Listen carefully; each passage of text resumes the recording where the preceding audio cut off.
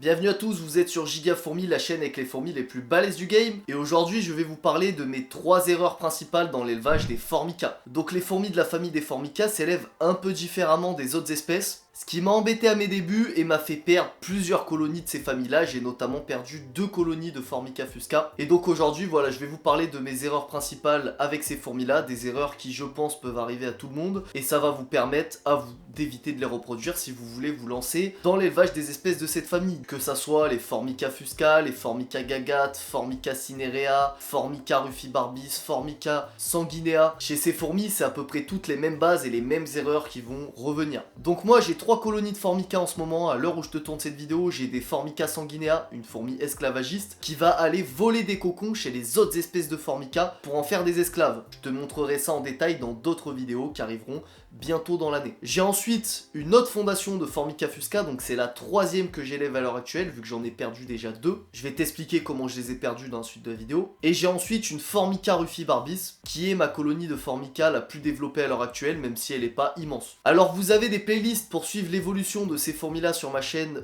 dans la description, je vous les mets. Et puis on va attaquer tout de suite avec les erreurs qui arrivent les plus souvent, et je vous ferai d'autres vidéos dédiées en détail à chacune de ces colonies. Les colonies de Formica ne démarrent pas en général comme les autres fourmis. Souvent, la première année, elles ne font qu'une seule ponte avant d'attaquer direct la diapause. Il n'y a qu'une seule petite génération d'ouvrières qui naît. Et donc ça peut être assez perturbant au début. Je sais que moi, la première fois, j'avais pas eu l'information tout de suite. Et donc, je comprenais pas pourquoi ma reine Formica fusca, la toute première que j'ai élevée, pourquoi j'avais une reine avec 3-4 œufs et cette reine-là ne pondait pas. C'est qu'en fait, en général, la première année chez les Formica, il n'y a qu'une seule première génération d'ouvrières qui arrive. Et après, elles attendent l'année suivante pour pondre. Ce qui donne en général, en tout cas chez les Formica fusca, ça doit varier un peu chez les autres espèces de Formica, mais ce qui donne en gros une première ponte par la reine après l'essaimage, entre 3 et 6-7 ouvrières, tu vois, c'est petit, enfin de moi ce que j'ai vu, la première génération est pas énorme, ça peut aller je pense jusqu'à 15-20 ouvrières, et après il n'y a plus du tout de ponte jusqu'à l'année suivante, et là en général ça va être 2 pontes par année. Donc c'est une information qui est importante chez les Formica, la première année il n'y a qu'une ponte, et en général après les années suivantes il y a 2 pontes dans l'année, ponte qui va être plus ou moins grosse selon la taille de ta colonie, la productivité de ta reine et les conditions d'élevage avec lesquelles tu les maintiens.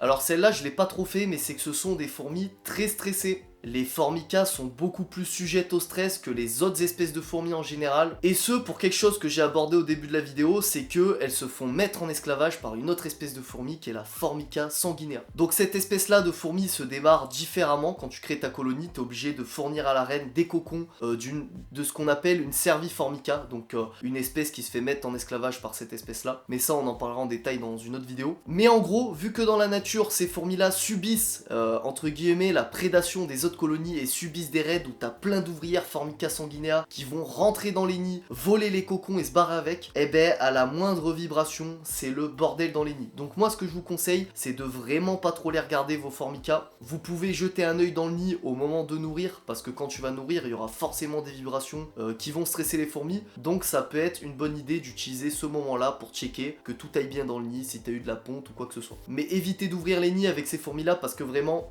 elles vont pas kiffer. Alors après il y a un autre élément, c'est que souvent nos fourmis on peut les habituer à la lumière pour éviter d'ouvrir les cages des nids toutes les 2 secondes, ce qui limite le stress. Mais avec les Formica j'ai pas essayé, moi je les maintiens dans le noir et je sais pas si la lumière les conviendrait. Donc dites-moi en commentaire si certains ont fait ces tests avec des Formica et si vous arrivez à les habituer à la lumière sans observer trop de stress. Mais en tout cas faut faire attention à ça, c'est une fourmi très stressée, donc il faut pas trop l'embêter, il faut lui laisser le temps, il faut la laisser un maximum tranquille. Peu importe ton espèce de Formica, vraiment elle démarre au quart de tour.